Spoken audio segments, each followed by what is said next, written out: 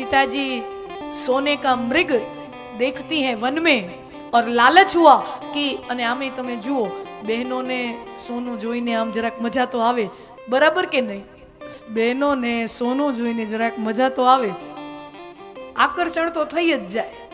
એટલે જે સોની બજાર હોય ને, શહેરમાં સોની બજાર હોય ને, ઘરવાળા એ બાજુ ગાડી જ ન લઈ જાય. હા, અને હું તો એવા પતિઓને ઓળખું છું, અમારી પાસે બધી વાતો આવે. હા, ભાઈઓ અમને આવીને કહે, આપણે જે કમાતા હોય ને ઘરવાળીને કોઈ દી સાચી રકમ કેવી નહીં. આપણો જે પગાર હોય અથવા ધંધામાં જે મહિનાના અંતે જે નફો હોય, જેટલું કમાણા હોય, કમાણીનો સાચો ફિગર ઘરવાળીને કોઈ દી કેવો નહીં. ઘણા ભાઈઓ આવીને અમને કેવો સાચો ફિગર ખબર પડે ને તો સીધી દોડે સોની બજારમાં, હાલો ને હાલો, હાલો ને હાલો. એટલે ભાઈઓ કમાણીના સાચા આંકડા ખીએ જ દે, ઓછા જ કે તમે નડો નહીં ને. એટલે હા, કારણ કે સમજી લો આ મહિને થોડોક ફાયદો થયો હોય, બીજા મહિને થોડોક ફાયદો થયો હોય, પણ જેટલો ફાયદોમાં વધારો થાય ને એના કરતાં તમારા ખર્ચામાં વધારો થઈ ગયો હોય, એ બધું એને ગણિત ખબર જ હોય. ફાયદામાં વધારો થયો હોય ને એના કરતાં તમારા ખર્ચાના પ્લાનિંગમાં વધારો ઘણો થઈ ગયો હોય. તો મારીચને રાવણ કહે છે કે આપણે આવી રીતે એક માયાવી યોજના ઘડવાની છે અને એમાં મને તમારી સહાયતાની જરૂર છે. મારીચ ના પાડે છે.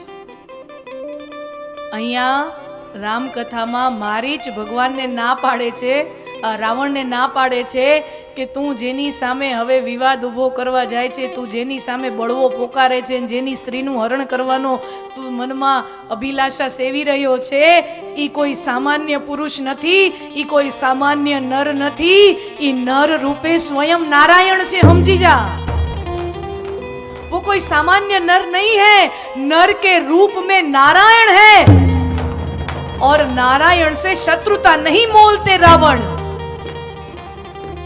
मारीच मामा થાય. કથાઓમાં ખબર નહીં મામાઓની કથા કેમ આવે વારંવાર. અહીંયા મારીચ રાવણનો મામો થાય અને બે ભેગા થઈને સીતાજીનું હરણ કર્યું. ઓલી બાજુ ભાગવતમાં કંસ છે, ઈ મામો થાય અને મહાભારતમાં શકુની છે, ઈ મામો થાય. હાળા બધાયને નળ્યા છે. સુંદરલાલ જીજા સાળાનો બહુ બને ને, જીજાને સાળીનો વધારે જામે, ઈ ઘરે આવે તો એને ગમે ખરું, પણ હાળો જરાક અળગો રે એવી ઈચ્છા તો દરેક જમાઈ રાખતો જ હોય. હાળા કોઈને ફાવ્યા જ નથી. કથાઓ લ્યો ને, ધૃતરાષ્ટ્રનું તો પતન જ હાળાના લીધે થયું. ખબર નહીં, કથાઓમાં મામાનું પાત્ર વારંવાર આવું આવે છે. મારીચ બહુ સમજાવે છે રાવણને, રાવણ માનતો નથી. હવે અભિમાન કોઈનું માને, અભિમાન વાર્યો વરે ન વરે.